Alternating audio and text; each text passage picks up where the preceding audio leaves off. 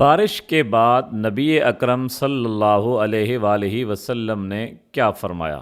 بڑی اہم بات۔ موطا امام مالک، حدیث نمبر 451۔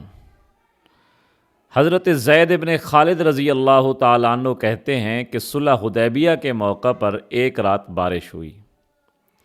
اس سے اگلے دن نبی پاک صلی اللہ علیہ وآلہ وسلم نماز پڑھانے کے بعد لوگوں کی طرف رخ کر کے پوچھا، اتدرون ماذا قال ربکم؟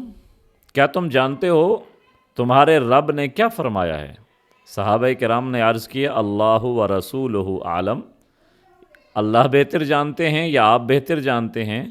تو نبی پاک صلی اللہ علیہ وسلم نے فرمایا، اللہ تعالیٰ ارشاد فرماتے ہیں، صبح کے وقت میرے بندے دو قسم کے ہوتے ہیں، ایک مجھ پر ایمان لانے والے، دوسرے میرا انکار کرنے والے۔ ایمان لانے والے کون ہیں؟ انکار کرنے والے کون ہیں؟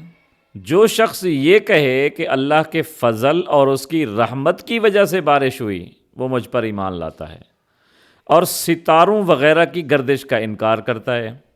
جو شخص یہ کہتا ہے کہ فلاں فلاں ستارے کی گردش کی وجہ سے بارش نازل ہوئی، وہ میرا انکار کرتا ہے اور ستارے پر ایمان لاتا ہے۔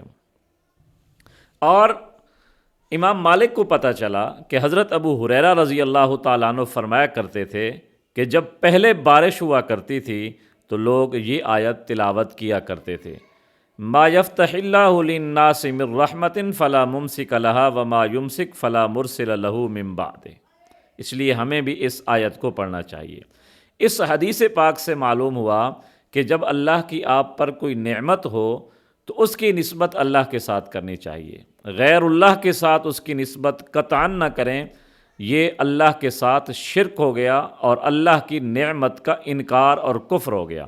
مثلا یہ ڈاکٹر نہ ہوتا تو میں مر جاتا، فلاں نہ آتا تو میرا یہ نقصان ہو جاتا۔